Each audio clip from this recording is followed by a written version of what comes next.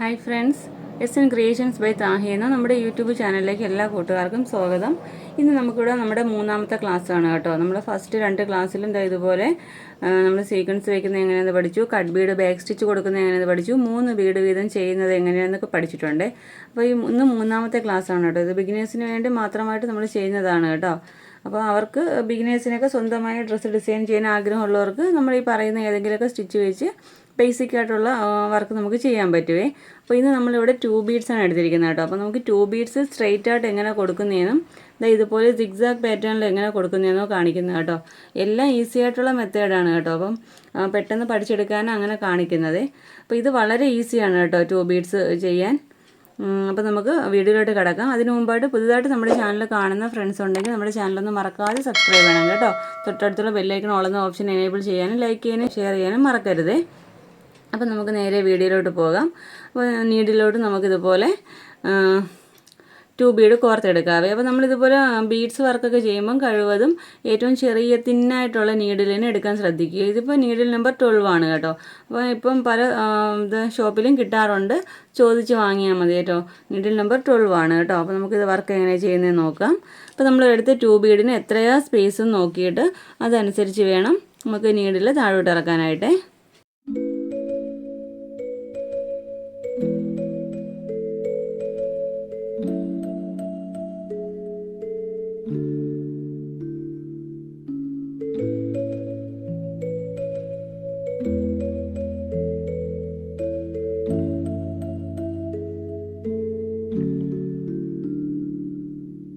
ഇത് കണ്ടല്ലോ, വളരെ ഈസിയാണ്. നമുക്കിങ്ങനെ 2 ബീഡ്സ് ബാക്ക് സ്റ്റിച്ച് കൊടുത്ത് വേണമെങ്കിലും പോവാം, അല്ലാതെ സ്ട്രെയിറ്റ് ആയിട്ട് കൊടുത്തും പോവാം കേട്ടോ. ഞാൻ ഇപ്പം ബാക്ക് സ്റ്റിച്ചിലാണ് കാണിക്കുന്നത്.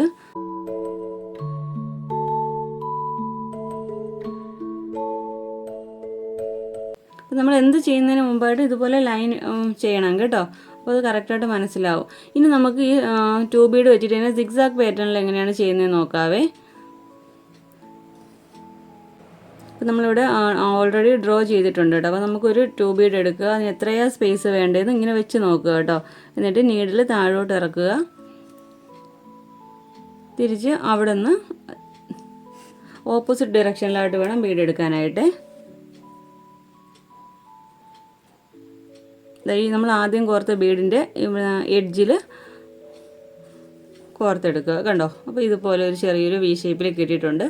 നമുക്ക് വീണ്ടും തണ്ട് ഈ ഒരു എഡ്ജ് ഉണ്ടല്ലോ, ഈ ഒരു എഡ്ജിൽ നിന്ന് ഇങ്ങോട്ട് എടുക്കുക, തിരിച്ച് നമ്മൾ ഇപ്പോൾ രണ്ടാമത് ചെയ്ത ബീഡിൻ്റെ ലാസ്റ്റായിട്ട് പോയിൻ്റ് ചെയ്യുക.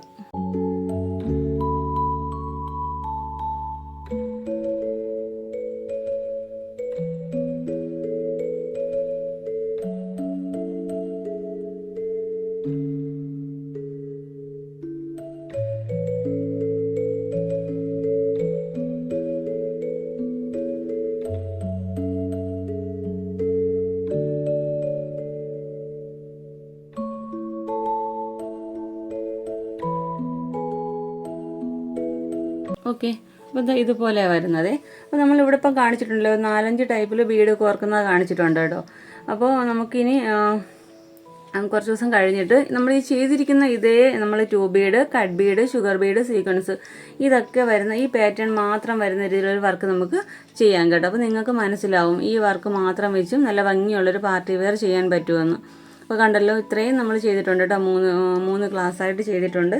അപ്പോൾ ബിഗിനേഴ്സൊക്കെ ആണെങ്കിൽ ഒന്ന് ചെയ്ത് നോക്കുക കേട്ടോ. എങ്ങനെ ഇതൊക്കെ ചെയ്യുന്നതെന്നൊന്ന് ചെയ്ത് നോക്കുക.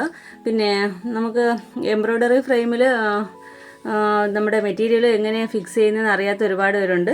നമ്മളോട് ചോദിച്ചിട്ടുണ്ട് കേട്ടോ അതെങ്ങനെയാണ് ചെയ്യുന്നതെന്ന്. അപ്പോൾ നമുക്ക് നെക്സ്റ്റ് വീഡിയോയിൽ ഇതുപോലെ ഫ്രെയിം എങ്ങനെയാണ് മെറ്റീരിയൽ അറ്റാച്ച് ചെയ്യുന്നതെന്ന് കാണിച്ചു തരാം കേട്ടോ. അപ്പോൾ ഇന്നത്തെ വീഡിയോ ഇഷ്ടപ്പെട്ട് യൂസ്ഫുൾ ആണെങ്കിൽ നമ്മുടെ ചാനലൊന്ന് മറക്കാതെ സബ്സ്ക്രൈബ് ചെയ്ത് സപ്പോർട്ട് ചെയ്യുക. നല്ലൊരു വീഡിയോയുമായി വീണ്ടും വരും വരെ ബൈ. Thanks for watching.